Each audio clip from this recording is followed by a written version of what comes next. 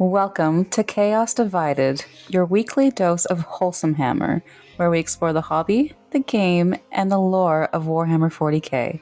We're your hosts, Nurgle Snurgle and BlushingNoiseMarine. This week, we're joined by our special guest, Jarrett, the Blood God himself. We'll be chatting about the Traitor Primarchs, their stories, their lore, and everything else. We've done a part 1, now we're on to part 2. Would you like to start us off with a quote? I would love to. Death to the false emperor. Amen. And who was this from? uttered by Sevatarian, or Sevatar, of the Night Lords, the first Chaos Space Marine to ever utter those words. Well, speaking of Night Lords, our first Primarch of tonight is Konrad Kurze. Looking forward to it. Oh, Konrad Kurze. So what do you guys want to start with on him first? You want to start at the beginning, the end, the middle, how crazy he was? There's so much about Konrad that I love. How crazy is Kurze? Like on a scale of like 1 to 888. He's up there. He's definitely up there. I think you need to start his story after his parents are murdered in an alley by some gangsters. That's Batman. That's Batman. Wrong guy. Very similar, but wrong guy. Where I will start off is his birthplace. Konrad Kurze was not birthed on the planet, but the planet that he landed on during that large scattering of all the Primarchs was Nostromo. And it was known as a dark world. There wasn't a lot of stars in the area, so it was almost pitch black the entire time. And it was run by gangs. Mm-hmm. Just gangs, brigands, like all sorts of different types of bandits, and they just ran the underhives. And it was kind of like a survive minute by minute, day by day, hour by hour kind of place. You had to steal to survive, you had to kill to survive. And when he landed on that planet, that's where he got his values from. He saw people doing terrible things to their own fellow man, and in his mind, this is wrong. This is terrible. There needs to be some form of justice. Mm-hmm. So he would see the populace perform justice on those who they thought were, bad. Kurze decided to initiate his own form of justice. So one night when he saw someone attacking another person in an alley, he leapt out of the shadows and tore them apart limb from limb. He did this night after night, and just leaving. You ever see Alien vs. Predator? I haven't, no. So the Predator, he would always attack people and string them up with their bodies flayed or heads off just on display. Kurze did the same thing. Oh, okay. He made an example of those who broke the law, and he worked his way up to the point where he actually got a nickname on the planet called the Night Haunter. That's what he was known as. And did he conquer the planet? He actually did. Oh. He worked his way up to the high society, and he basically appeared one day in one of the reports saying, "I am the Night Haunter, and I'm going to take over." I'm Batman. Yeah, basically, I'm Batman. The scary thing about Kurze with his law was that it didn't matter what you did, punishment was the exact same. If you eye for an eye, even if you go blind. Not just even eye for an eye. If you jaywalked, stole something, murdered somebody, or broke the law, death. He would go into the night, hunt that person down. How is there a populace on this planet? He used fear as a weapon. That's where the Night Lords, their whole shtick is fear and terror. Did it work? It did. Kurze actually learned through his way of conquering the planet that if you put fear into the populace, they will do as you wish. They will not turn their back. They'll be terrified of you and follow your rule. A lot of his brothers had a differing opinion of this, that they could do it in other ways, but he was like, no, that's how it is. It's how my planet was ran. That's what I did. It makes sense. Him and Dorn actually had a really big back and forth, and there was a moment where Dorn, in one of their wars, challenged Kurze and said, "There's a better way of doing this." He goes, "No, there's not, and I'll prove it to you." He grabs a prisoner of war, hands him a gun, and says, "Shoot me." The guy's just shaking. He's like, "You won't? None of you are to lay a hand on this man at all." There you go. Shoot me. The man's still terrified. Kurze goes, "Well, then perhaps I'll do this." And he turns his back to the man. And that's when the man gets his grit, raises the rifle, and shoots Kurze. It bounces off his armor. He turns around and rips the man's head off and looks at his brother with the guy's head in his hand going, you see? As soon as you turn your back from them, they will stab you the first chance they get. Fear is the only way to rule over these people. Slams the head down, and him and Dorn actually get into a fist fight. Fisticuffs. Yes. And did his brothers fear him, or were they immune to that? no, it wasn't that they feared him. They kind of stayed away from Kurze. You're like, Kurze, oh, he's the weird one. He's creepy. Like, yeah, I don't think he got invited to the like Primarch parties. Let's put it that way. no. He's the guy that shows up in a trench coat and is just like, ew. His legion was wearing skin and skulls on their armor long before they went traitor. They don't even like their skin armor. coat. Yeah, they make skin coats. They literally make skin coats. One of my favorite. I'll get to my favorite story about the Night Lords and the reason why I started playing their army specifically for one really cool battle. Yes, tell me what goes on inside your mind. Oh god, they're so cool.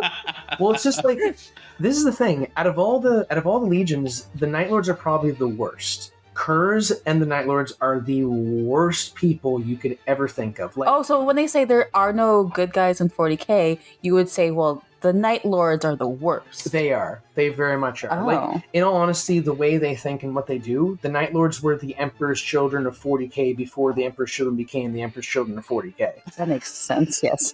Yeah. like, okay, so the story of how they became one of my particular favorite legions. Yes. So they come to a world and they attack the world. This is during 30k, and they're issued to order compliance on this planet. They arrive, all the ships raise out of the oceans and all of their different platforms they have floating around the planet to fight them, and they blow up two of the Night Lord ships. Yay, we won, we did it, look, they're running away. The Night Lords start to leave. They didn't see a small pod leave the ship.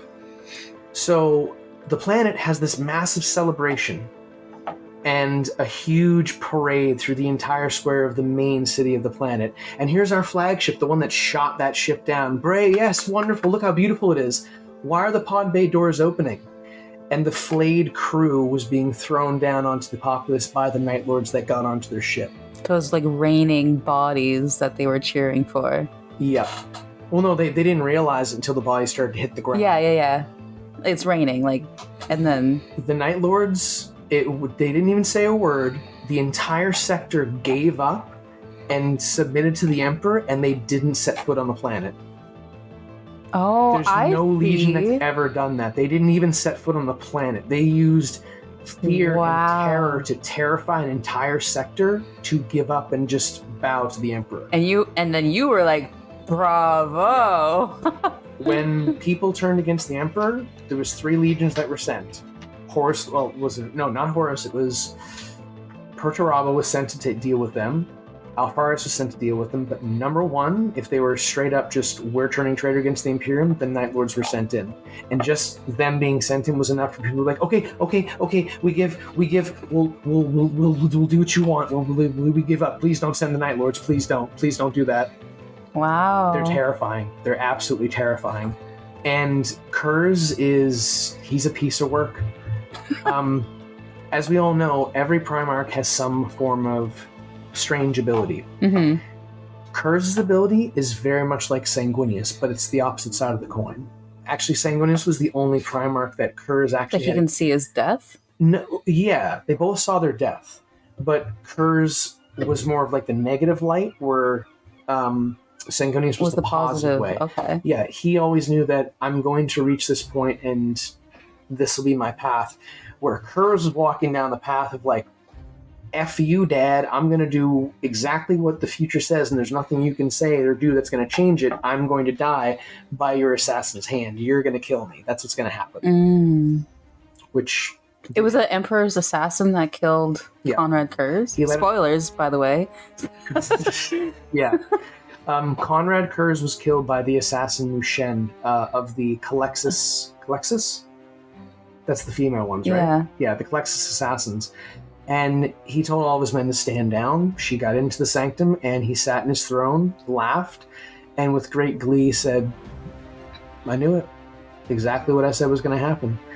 he was more about vindication than he actually was about, he was proving a point. So was the Emperor more afraid of Kurze, and that's why he had him killed? No, he wasn't more afraid of him, but Kurze could see the future, and he would tell his dad, like, this is what's going to happen.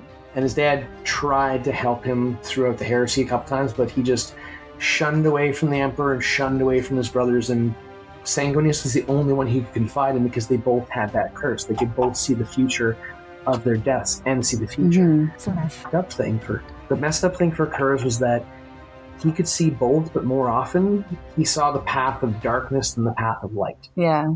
And did he die after or before Sanguinius? After Sanguinius. He died after the heresy. So after he saw Sanguinius die, he knew his time was coming.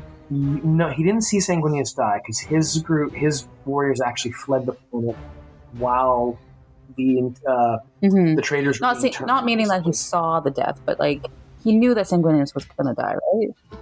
He knew that Sanguinius was going to die. So the moment that he knew of death, it was just a matter of time until Konrad was going to meet the same fate. No, I don't think he was really too concerned about it. Okay. Konrad was more concerned about destroying the Imperium and like getting vengeance for what they did. Like their father lied, so he looked at the Imperium as a joke, and he wanted to make it. How do I put that? He wanted to make the Emperor pay for the lies that he spoke, and he was completely against everything. He wanted justice. Yeah, he wanted justice, and he looked at the Emperor as just a tyrant. He looked at Horus as a tyrant. He actually didn't even really follow Horus at all or do any bidding. He kind of just did whatever he wanted. He told his boys, as Night Lords, we're going to go into the galaxy and cause as much mayhem as possible because that's what we do, and that's what we like. So what did the Legion do after Kurze was killed? They fractured.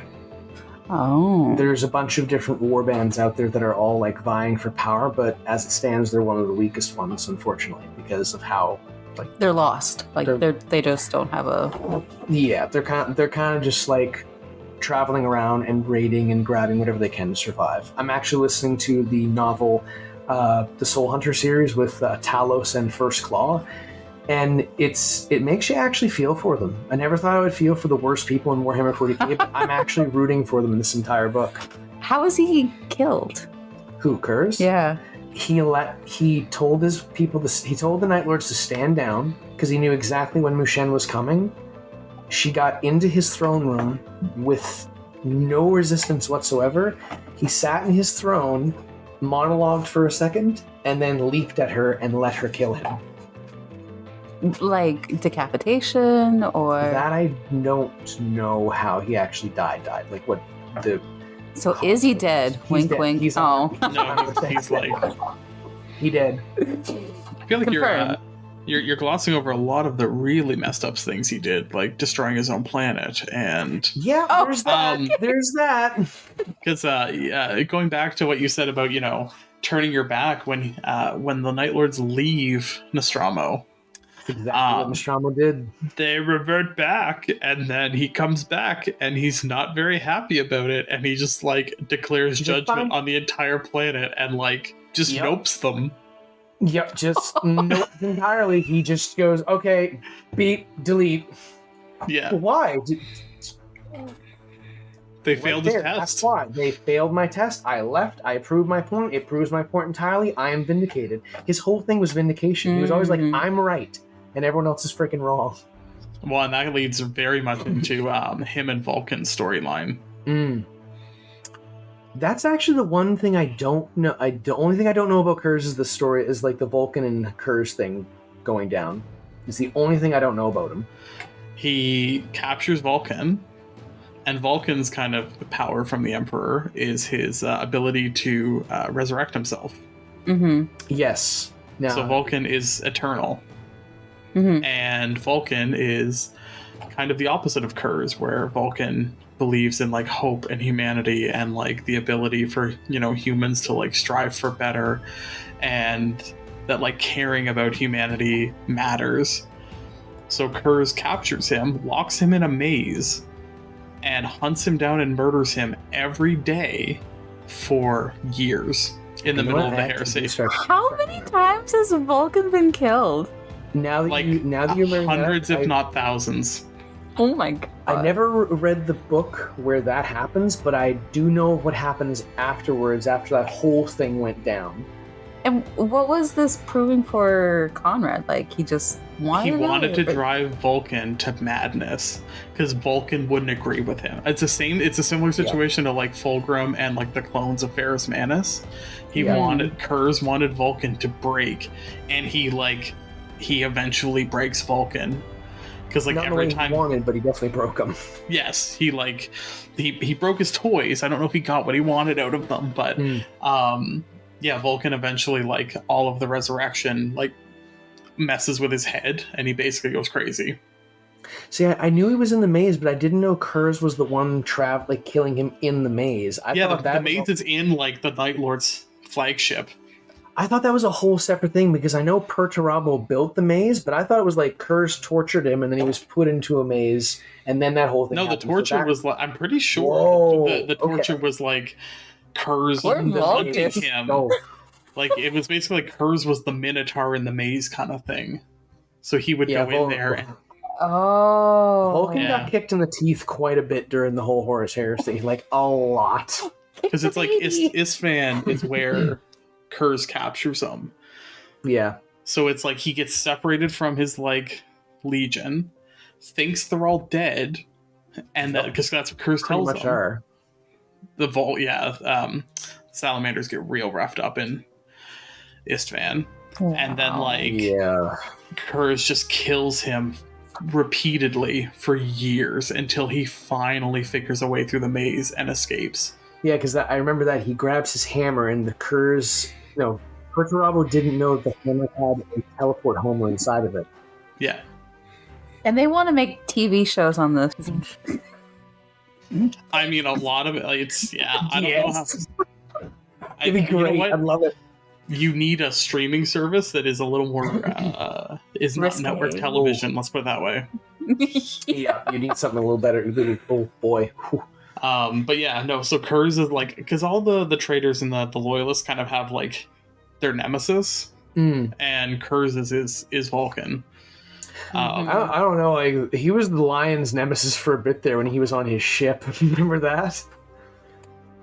Kurze probably has a few, because he's just, like, so weird. Yeah, everyone just hates him. No, but it's like Magnus and Lehman Ross, Lorgar and Guillemot. Yeah, they all kind of have their counterpoint. I'm trying to think, like Horus and Sanguinius are kind of, like, paired off together. Fulgrim and Ferrus. Angron and Lorgar? I'm trying to think, who would Angrons be? I feel like Angrons would be Reboot. But then again, he had issues with Lehman. He had issues with Lehman Russ too. Yeah, but Magnus and Lehman are like... Yeah, I think it was just like the really broken Traitor Primarchs just didn't have a counterpart because they were so... like, Kurze and Angron were so separated from their brothers entirely that they just... Yeah, they didn't... I don't even think they really had much of a counterpart. But I do love the whole idea of Kurze playing Among Us, basically, on the the Dark Angel ship all the way to Cal. That was great. I'm trying to think. I feel like the Dark Angel. I feel like the Dark Angels are actually the Alpha Legion is their counterpoint because they both kind of have that, like, internal thing going, secret thing going on. Yeah, very secretive. Like, I feel like it's like, and I think it talks about it in one of the books that, like, Alfarius and Lion, like, kind of, like, have this, like, grudging respect, but then don't really like each other because they both know what the other. They're like, I'm the only sneaky one. Yeah, we both have secrets, and I don't like that. Yeah. Like, it's like Alfarius definitely has, like, the Batman, like, file folder of, like, all of their weaknesses, and he, like, definitely doesn't have one on Lionel Johnson. It's just like, I don't like, and then, like, Lionel Johnson is like, I don't have one on Alfarius. Like, who's this guy that keeps following you around and looks just like you? Don't mind him. He's just a guy. They're both just like, keep your secrets. They're just both side-eyeing each other the entire time they're in a room together, just like... Oh, boy. Yeah, back on Kurze, like, out of all of them, he's probably one of the more messed up ones that didn't go dark side demon Primarch. Well, he didn't have a chance to. But he starts messed up. Oh, He's yeah. Like hers is kind of the like when they're all like not traitors and kind of looking around and be like, are we doing the right thing? Like hers is kind of the like, maybe the Emperor is fallible. Yeah, maybe he's not exactly, all knowing. Yeah. Like I feel like What hers kind of is the, demon? What kind of demon Primarch do you think he would be? He wouldn't be. Oh, you don't think he would ever take on a demon? The Night Lords do not actually get along well with demons. they're like the most like them and the Alpha Legion are like actually fairly like. Oh, the yeah, Iron Warriors too, yeah. So they're like in their own like realm of chaos. Yeah, you could say they're more like, whereas the other traders are like full on in the warp chaos. They're more like raiders out in the galaxy, not inside the Eye of Terror, trying to survive. Now the Iron Warriors, they're all over the place, but the Night Lords specifically, they don't approve of demon possession. They don't approve of like working with the Chaos Gods because they realize like, no, you're just working for a master. Mm-hmm. You, even in the book that I'm listening to now, like the Chaos Gods are trying to tempt them all the time, and some of them fail. But some are like, I am not going to be someone's puppet. I am my own man. I'm going to do what I want, when I want, and no one's going to tell me what to do. Mm-hmm. Like, he even stands up to Abaddon and basically just goes, F you, buddy. And what I want to do is flay people. Yep, I want to flay their skin, stretch it on my armor, and I want to take their skulls and hang them from here. You know what? I'm going to even take their femurs and other rib cages and hang them off my armor as decorations. That's the cool thing to do. I think that's a perfect segue into the next part. Yeah, I just want to, before we leave Night Lords, because I feel like we have definitely given them their just time. But can we just talk about how rough a job GW has done on their like models and like some of the supplementary stuff? Like I feel like with the Night Lords Batwings or and the helms and everything. I feel like Night Lords have been done so dirty from like a modeling perspective by GW. Yeah, like I feel like of any of them, like the aesthetic just like has never come through, and I feel bad for like if you're a hardcore Night Lords player. I don't think Nurgle Snurgle has ever seen like the more like the 30K models or some of the other stuff that's out there. I think she's only ever seen those really, I know the ones you're talking about, those really weird, awfully strange shaped helmets that GW has with the weird, gigantic bat wings on. I've seen that, yeah. A lot of the really good artwork, they have these tiny little furl bat wings here, or even just a painted skull on their helm. Mm-hmm. And you know what that is? GW made them cartoony. Well, that's the thing is like the artwork that's been out for Night Lords is like good. But but there's also like there's flayed ones for Necrons. Mm-hmm. Like in the game there is like precedent for models that have that like super fluffed up. Mm-hmm. This is gonna be we're gonna have to censor this episode. We've all done it. But like have like a spot on aesthetic that the Night Lord should have, and they've just never gotten their due, and it's a shame because like, do you think they could have their own codex? I don't think they'd ever get their own codex. Well, they haven't even done good with their rules over the past couple of editions, because through 8th and 9th edition, when you actually could play Night Lords, their only ability was minus to your leadership, and we all know that morale didn't really matter. Yeah, it was harsh. 9th edition, they were okay. They're actually pretty decent in 9th edition. They were, there was enough like combos with morale that it was workable. But they were definitely Sorry, go ahead. They were definitely like a weaker one, and you almost had to like, in order to get some of those combos, you had to play them not like you would play Night Lords. Yeah, you would kind of soup them with Slanesh to get the additional leadership minuses. Yeah, to take like as much of those down as possible, because they would get +1 to wound if their leadership was higher than yours. That was nice. That was actually pretty nice.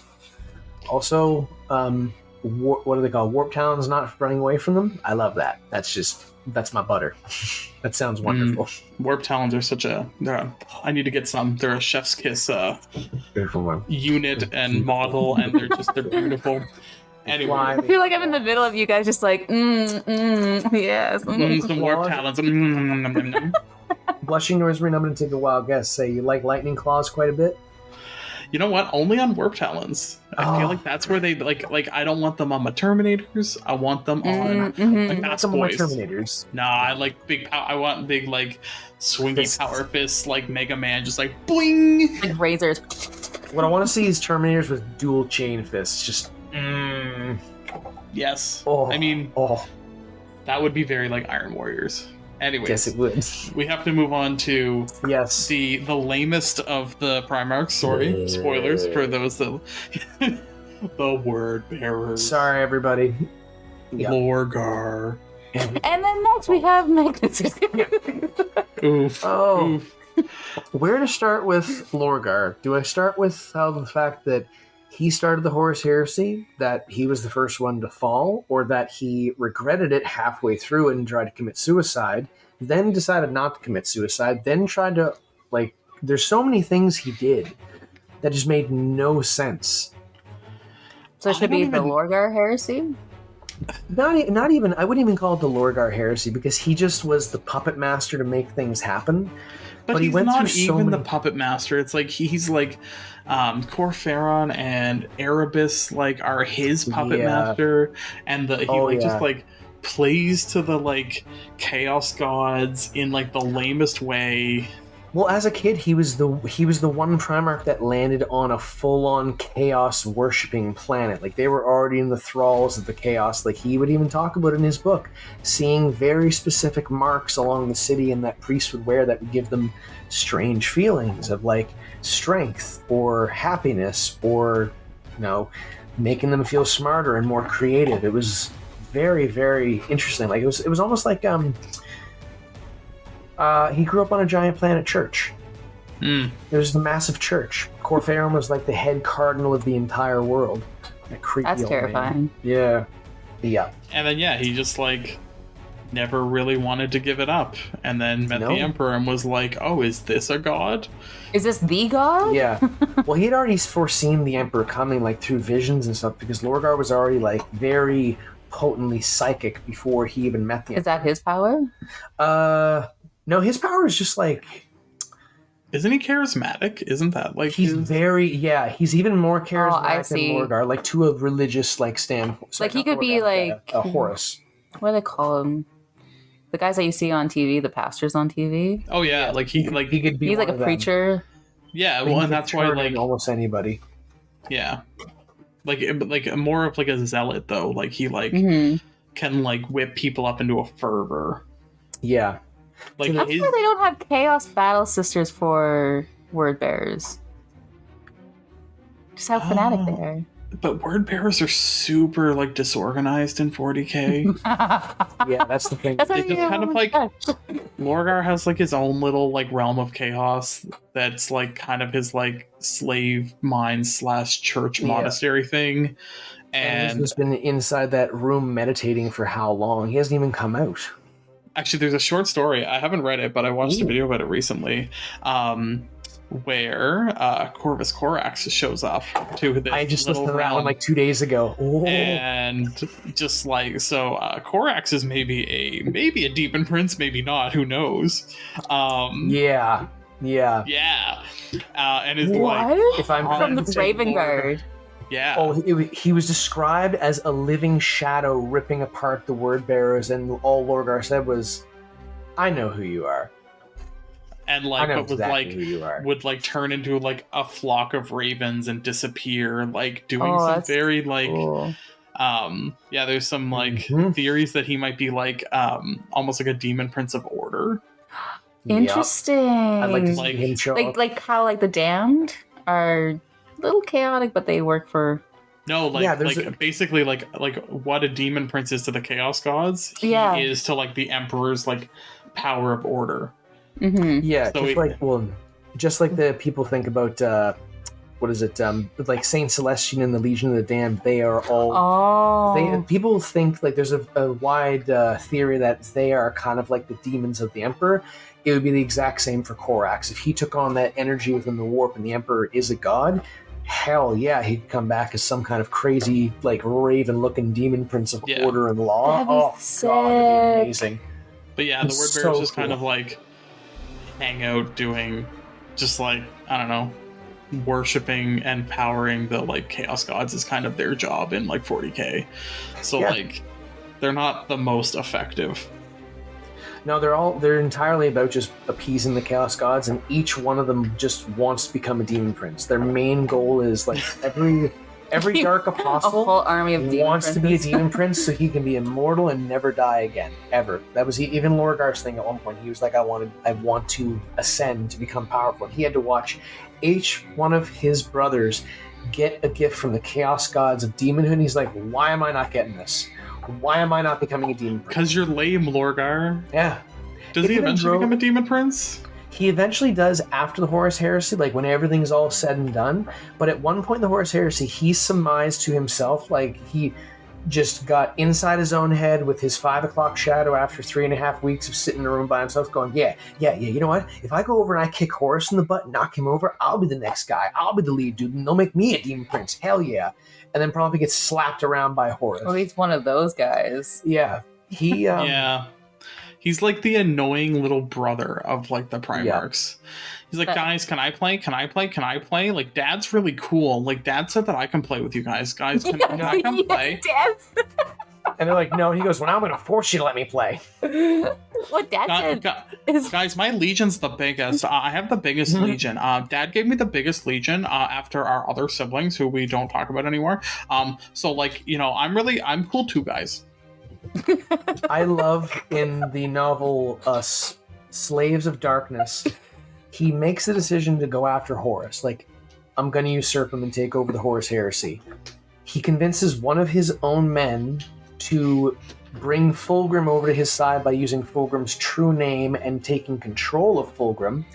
And then he goes up on Horus. Wait. Fulgrim is not his real name? All of the Primarchs have a true name, and not a lot of people know them. And the Demon Primarchs can be controlled with those true names.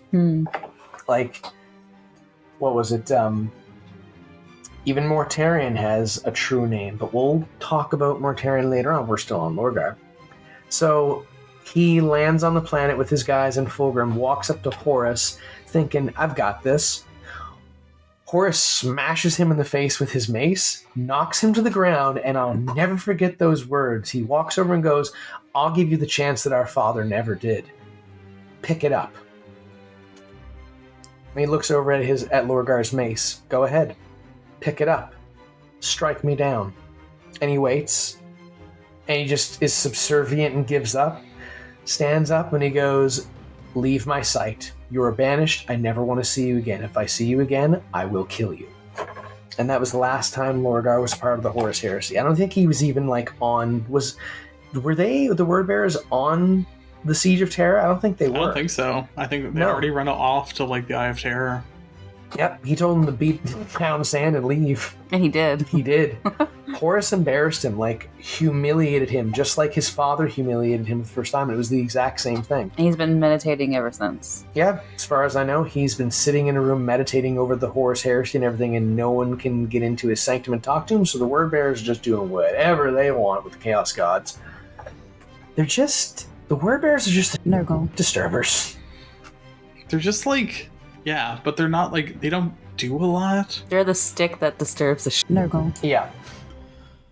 But then are just like stinky and covered. You know what I mean? Like they're just like... You're like, I don't... There's something about them. They have a cool color scheme though. They do, I agree. They do have a cool color scheme. The silver and red, I do like that. I've always liked it. A little bit of gold mixed in, like... Just a touch, just a little touch. Isn't that a little World Eater-ish? I mean, Emperor's Children are also gold. Yeah, I mean, actually, Lorgar was the one that told Angron, just paint your armor red. Why not? During a fight, he's like, just paint your armor red. You're killing enough people and getting it bloody as it is. Just paint it red. Mm-hmm. Angron thought it was pretty funny. Next thing you know, they're all painting their armor red. Didn't they also had a color change though? They didn't start off crimson. They went crimson. Yeah, they actually chaos. Were they like bluish? No, they actually used to be slate gray stone with more gold trim and less silver. Mm. And then they changed the colors of their armor to show their allegiance and change to chaos, even when they were going in and preparing to betray the Ultramarines, some of them were speaking to him and saying, like, we had to make a change. We had to make sacrifices. This is a sacrifice, brother. What the hell are you talking about? Looks around. Why do all you guys have guns and we don't? Now, with the word bearers, they have lettering on their skin. Ah. Is it like constantly moving, or? It's not constantly moving. Actually, the lettering that you see majority of the time is on Lorgar and Erebus. And I would assume a lot of the other chaplains, or what they are now, Dark Apostles. And what those are is the Lectitio Divinitatis, which is the book that Lorgar wrote, written in the words of Cultus on their skin. So basically, they say it's the word of the Emperor, but now it's more like chaos symbols and markings. But originally, they took his book and wrote it on their skin. And I love the quote that Erebus says in the first ever book, which you'll get to at one point. But he's talking to Loken, and he says, what are the reasonings for the markings on your skin? Oh, well, these are from the Lectitio Divinitatis written in Cultus, and on the battlefield, I must be an image of awe and majesty, and by wearing the words of the Emperor upon my very flesh, I will cow the Xeno, an unbeliever, before me. And Loken goes, unbeliever? Oh, a poor choice of words.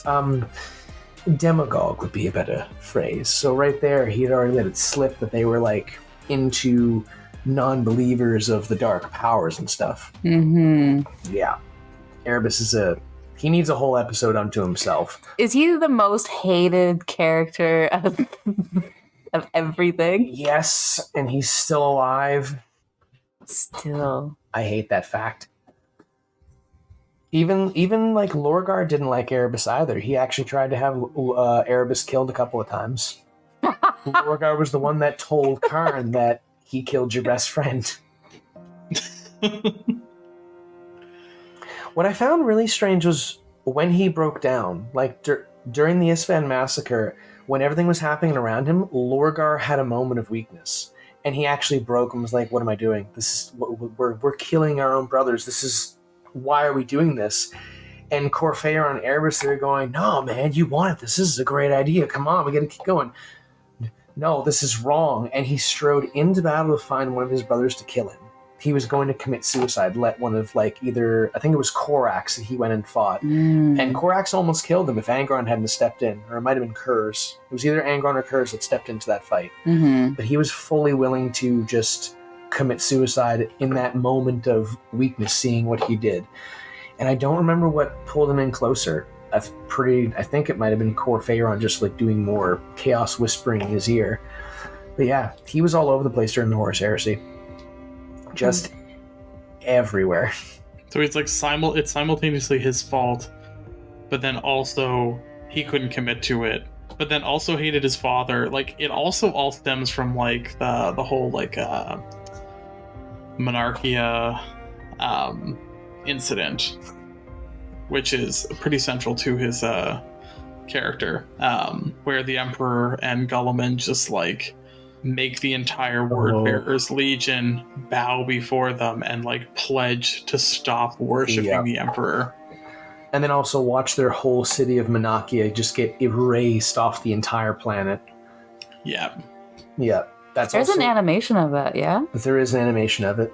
It's a really sad moment for the word bearers, because they, if anything, they were the most loyal legion. Of any legion that was in all of the armies of the Emperor, they were the most loyal, because they did look at him as a god, and what he was trying to teach was a real thing. Once he turned his back on them, embarrassed them in front of all their people, destroy Monarchia, embarrass them in front of the Ultramarines. The Emperor forces him to kneel with his psychic might, even pushing Lorgar down to the ground. That just shook him to his core. Like a dog to like a puddle. Yeah, in the first Traitor, or the first Heretic, he like locks himself in his room for weeks, just weeks afterwards, still with the ashes of the city of Monarchia that he rubbed on his face and the tears down his eyes. He never washed himself for frickin' days. And then Corfeon and Erebus come in and go, "Hey, Dad, let me get that dust off your face. By the way, if Dad doesn't want your worship, we know some people that would love your worship." Yeah, like, a lot. Let's go check them out. They're pretty cool. Let's go. So yeah, no, Lorgar is both complicated and also lame. But it was passable. Ah. Yeah. He just, a lot of stuff happened with him, but it wasn't anything significant that made a difference in the horror. But yet he is the pinnacle reason why there's a heresy. Yeah. Yep. Yeah. I mean, I would make the argument that, like, a lot of the other ones also would have fallen. It was just like Lorgar was like hell bent. Yeah. Oh yeah, on Lorgar was like diving into the deep end of the pool face first. He just sped it up. Yeah. Like we've talked about it before, like a lot of the other Primarchs were already like disillusioned with the Emperor. Yeah. Lorgar's just the one that just like Lorgar topples Horus. That's really the like what he does. Yeah. Like, He you know, convinces Fulgrim, Perturabo, Mortarion, Magnus, Kurze are already kind of just like ready to fall. But like Horus is the one that would never fall without like a push. He's the one that like tipped the balancing into more chaos. Yeah. A lot of things had to fall into place for that to happen. He planned that out for years, like years. Put Angron on that list too. Angron also hated the Emperor, but yeah. Well, Angron was easy. That was just anybody could have asked him, like, "You want to go kill Dad?" Fuck, hell yeah, I do. I mean, Kurze also would do that. Mortarion. Mortarion doesn't hate the Emperor. Mortarion more like hates. Oh no, he hates Imperium. Oh, no, but not to begin with though. Not to begin with, no. But I remember those words that when the Emperor killed the guy that he wanted to kill, he said, "I will never forgive you for this. I will never forgive you for taking that from me." But he still he tolerates him. Oh well, that the Emperor stepped in and killed the guy that Mortarion was going to go kill, and he said to him, "I will never forgive you for that. Never will I ever forgive you for that." And he's held on to that. He tolerates the Emperor. He understands the vision of the Imperium, but he's never going to have that connection with the Emperor because of what he took from him in that moment. But before we get to Mortarion, we have the man with the plan to make as many mistakes as he can. Big Red himself. Magnus. My least favorite. You know, okay. I like Magnus pre-Lehman Rust. Like, Magnus is, like, interesting and engaged, and, like, I've been reading The Crimson King forever now because it's so hard to get through. But, like, Magnus, Prospero is interesting. Like the whole like Thousand Sons are like interesting what they're trying to do, and like the way they like hold themselves up as a legion. Magnus is interesting when he's just kind of like the scholar. Yeah, and then the future of the scholar, like the Edict of Nicaea, just like breaks. Or what we all know it really as the Trial of Magnus. Yeah, and it's just like after that he just like never recovers. Well, no, is it like after he broke his back? No. See, what the Council of Nicaea was, or as we all more know it as the Trial of Magnus, there was a certain point in time where all the legions were allowed to use psychic powers. And these were potent abilities they could use to... And Magnus had fought for it. Yeah, Magnus fought for it. There was actually the Ultramarines, the White Scars, and there was one more legion that stepped up, and they all agreed that you don't put your best weapon down before a battle, you use it. And Magnus argued, like, what the story that he used to argue his point of view at this council, because the whole council was, enough Primarchs had come forward and said that this is wrong, psychic powers are too dangerous, we've seen horrible things, and you should ban them. Whereas half the other Primarchs are like, no, these are good things, we need them for, like, we understand how to use them, we use them for a reason. Magnus went up on a podium and said his piece about what psychic powers were. And he used the old story of cavemen living inside of a cave, and they don't go outside of their cave for years and years, and all they have is the flickering flame in front of them. It's all they know. The shadows upon the walls are terrifying to them, but they stay by this flame for safety. A few of those cave people will travel into the darkness to search for food or find other things, and they lead themselves out into the world, and they see the sun, they see the land and everything around them and this new knowledge, and they run down to their former comrades to show them this new world. and their comrades beat them to death and take their fire deeper into the cave for fear of the unknown and new things. And he basically said, you cannot treat this power like they would. It's an unknown thing, but we have to study it more and look at it more to understand what we can do with it, not be fearful of it and put it away. Yeah. And the two people that railed against him the most were Russ and Mortarion. That used psychic powers. No, they actually didn't. Well, at the time, but... Well, Russ doesn't look at his guys' psychic powers as psychic powers. Like, if you ask... His wolf priests? Yeah, the wolf priests are like, no, we do not use the warp for our powers. We use the spirits of Fenris to use our powers. Like, no.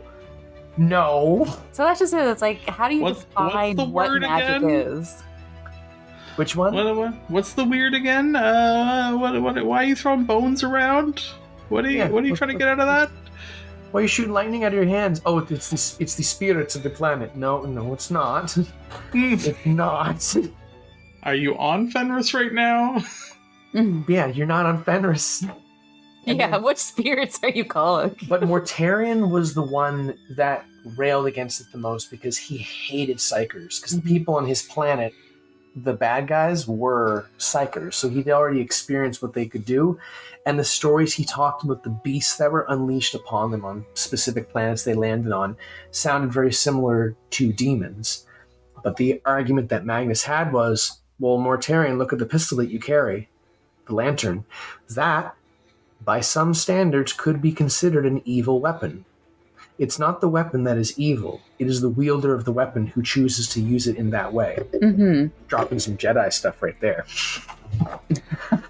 But he did try, and Magnus made a lot of good points, and so did the other Primarchs. And it's like, well, the Emperor is also magical, and but in the end, him? Well, in the end, the Emperor made the decision that the Librarius of all the Legions would be disbanded. They would no longer be allowed to use their psychic powers, and they would be put back into the rank and file warriors like everybody else. The only individuals that would be permitted to use psychic powers were him, Malkador the Sigillite, and the navigators that fly the ships. So not even Magnus. Not even Magnus. He forbade Magnus from using his psychic powers. His whole legion is all about psychic. Like, their entire plan is about psychic stuff. You sit down at a cafe on Prospero, and you just think, you don't even have to, they just come out and bring you what you want. So it's like depriving this being of its superpowers. That's probably why he started to go a little mad, or he changed a lot, because he wasn't able to use what he... Yeah, Magnus doesn't go mad. He more, like, tries to prove... He's like, Dad, you're wrong about me. Yeah. Yeah. He's more like... he still wants... But he's also obsessed with that, isn't he? Oh, yeah. So that's what I mean. Like, he's kind of like... He was possessed. Engulfed in this. And that's like... Yeah. It's like if you were to tell Superman to never fly. Exactly. You can't fly. Because no one else can do it. So you cannot do it. Even though but it's also... somebody. The Emperor also lied to them all and said that, like, the warp is this, like, benign place with no intelligence in it. And Magnus is like, no, there are spirits. There are things within there. There's these great entities. And that's kind of weird, because when Magnus was, even before he was born, they communicated between him and the Emperor. Yeah, in his test tube, he was able to communicate with the Emperor psychically. Like, he knew the Emperor was coming to see him before, like... So why is the Emperor treating him like he's stupid? I think... Well, there's a lot of theories Magnus as to why. He's a little bit dumb. But the idea was that he was trying to protect Magnus. He'd already could see that his brothers were railing against him, and he had future plans for Magnus. The whole Golden Throne thing, that psychic beacon, the idea was for Magnus to use that throne. He was to be the one to sit in the throne and guide the entire Imperium. Not in a bad way, but a really good way. Because he was going to end up as, like, a corpse on the throne. At some point, more than likely. Yeah, Magnus gets a vision of, like, his own future on the throne, and he is, like, the desiccated corpse that the Emperor ends up becoming. Yeah, that's also part... Like, this happens after he's already been broken by Leman Russ, but he gets a vision of what the Emperor, like, believed for him and like what his plan was. And it's basically like, you know, that classic artwork of like the emperor on the golden throne. It's him, and he knows it because of like the eye patch. Exactly. However, the part that was hidden from him by the Chaos Gods was that if he had done that, his soul would have been released. It wouldn't be what the Emperor's doing right now. The Emperor is sitting there fighting off the demons from coming through that portal day in and day out every day. Magnus would have been free to fly across the warp entirely and control so much for how powerful he was. But chaos works in a very crazy, mysterious kind of way. They only showed him half the vision, but it was of him like this like destroyed corpse on the golden throne. Now, Magnus has communicated with the Emperor or the Corpse Emperor in that room. I think it actually is. Well, I don't want to ruin the novel for you because you are reading The Crimson King right now, yes? I have been trying to read The Crimson King for 6 months now, and it is just like brutal to get through. So I don't want to ruin that because there's something I know about that you can ruin it right now. Magnus manages to get his way into the throne room and walk up the steps and raise his blade to strike down the Emperor, and he stops dead and actually starts to cry and have a moment of like, why? Like, I tried so hard for you and I tried to prove to you that these powers were not bad, but you betrayed me, you betrayed all of us. And he kind of has this monologue with the Emperor for a minute, and then Vulcan shows up. Oh. Yeah, Vulcan just appears from out of nowhere, and they have a back and forth about it. And for the first time, they are having a conversation between brothers, not as traitor versus loyalist. Like, even Vulcan was like, this was nice to talk to you. And Magnus leaves. He doesn't strike down the Emperor. And he's a demon prince. He's a demon prince. Like, he's full-on giant Hecataf staff. Nipple horns? Yes, nipple horns and everything. Yeah. You may have convinced Laura to get through the book. Maybe. It's so... I imagine so much of Aemon and Ahriman just whining. I know, that's all Ahriman does is whine and piss and moan like a jerk.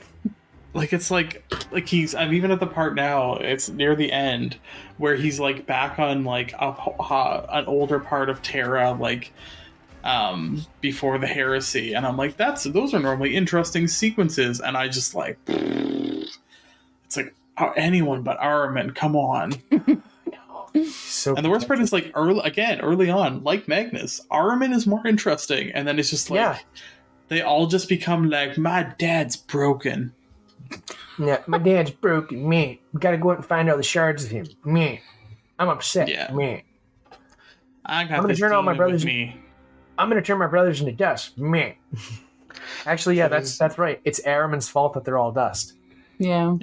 Yeah, because if I remember what it was called, they called it the flesh change. That was what their... Yeah, so the Thousand Sons, their defect for their gene seed was they just became Chaos Spawn. Straight up Chaos Spawn, and they were put down a lot of the time. Mm-hmm. Magnus stepped in and somehow cured the disease. It's gone. Not using magic, right? Wink, wink. No, wink. yeah, he figured it out himself. Didn't tell the rest of his sons that he actually made a pact with some entity inside the warp to figure out how to do this. Turned out it was Tzeentch. Tzeentch himself. Surprise, surprise. Yep.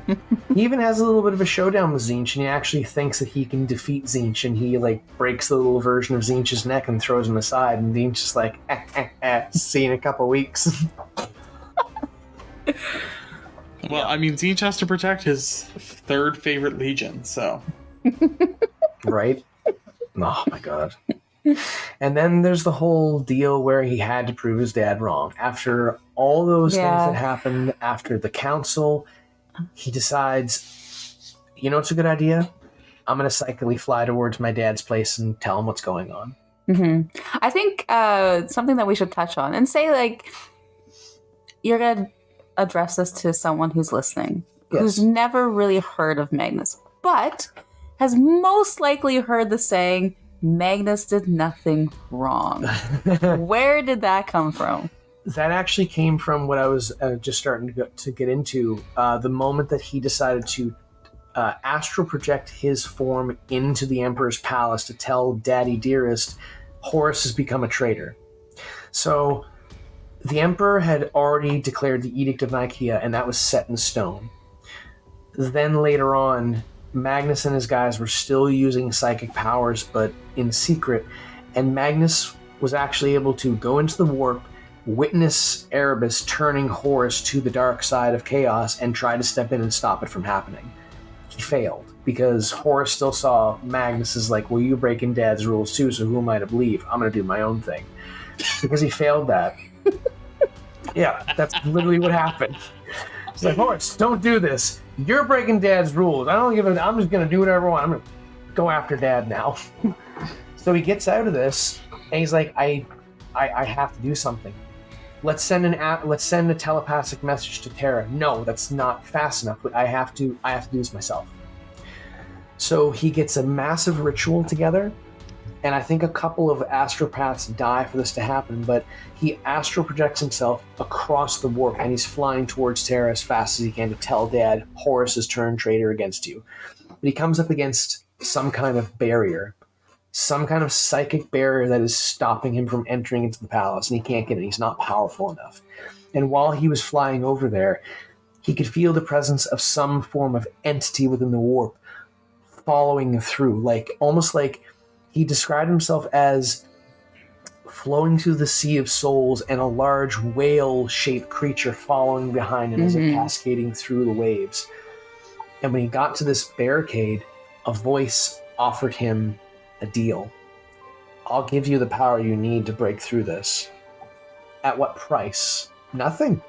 Simply to help. Never for nothing. What Magnus didn't realize was that by taking that offer from this entity who was Tzeentch, yes, he got the power to break through that barricade. That's all Tzeentch wanted him to do. Because once he broke that barricade down, that was the psychic barricade the Emperor had erected over years of his own psychic power and different devices they had created around the throne to stop demons from coming into the warp. Because within Terra, there was literally a gateway into the warp.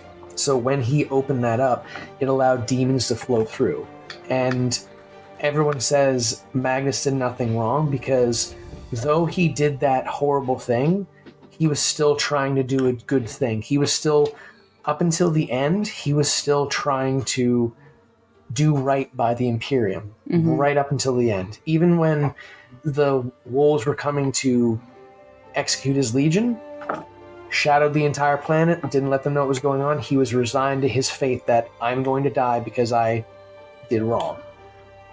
And at the very end, he said yes to Tzeentch. So he did nothing wrong because he was still trying to act in the interests of the Imperium. No matter what happened, he still tried that. But in doing so, he opened the door for chaos to get right into the sanctum of the Imperium. See, I always thought that he was told to do nothing, and he did that wrong. He was told to do nothing, and he did something, which he shouldn't have done. Yeah, like him pushing through to tell the Emperor hey, Horus turned traitor is the mistake. Yeah. The worst part is the Emperor already knew. Yeah. He knew what was going on. He had found out through other means, and he just made things worse. Because then the Emperor, because of what Magnus did, there's a reason why the Emperor is not seen throughout the entire Horus Heresy, because if he could actually get up off that throne and leave, I'm pretty sure he would have spanked Horus back into his crib. But he can't, because he's using all of his psychic might to fight those demons off and hold them back from entering straight into Terra and destroying the Imperium from the inside out. Anything else about Magnus? No, that's pretty much it. In a nutshell? Just that he's wrong all the time. Yep. What else? Now we get to Backbreaker, Sorcerer Planet. He's somewhere out there. Yeah. The sad boy himself. Oh, Mortarion. Hot topic. Mortarion's not bald. He has a full-length, long black hair. He has hair. He is not bald, ladies and gentlemen. Just want to put that out there right now. I think we got to make this into a 3-part miniseries. I think so. Yeah. Yeah. These two have a lot going on for their history and things they did in the Horus Heresy, so they definitely need an episode to themselves. I don't think we can do them justice without this being ridiculously long. Yep. So you'll have to stay tuned again, folks. We're really keeping you in suspense. I'm coming back for a third round, everybody. Just come back, people. I love it. You guys are great. I love hanging out with you guys. Like, this is a lot of fun, just sitting back and talking about lore and just chit-chatting. It's very chill. I love this. This is very relaxing. Some lore hammer for BlushingNoiseMarine. Yeah. Well, in the meantime, I want to thank you all for joining us. Don't forget to subscribe to Chaos Divided, both here and on Instagram and YouTube at Chaos Divided 40K. And do we want to announce, are we committing to our pre-shows? Let's tell them in a couple weeks. Ooh, we're keeping it in suspense. Yeah. Ooh, even more suspense. Suspense on suspense. Well, in the meantime, you can find us both on social media at Nurgle_Snurgle and at BlushingNoiseMarine. And until next time, bye-bye. Bye for now. See everybody.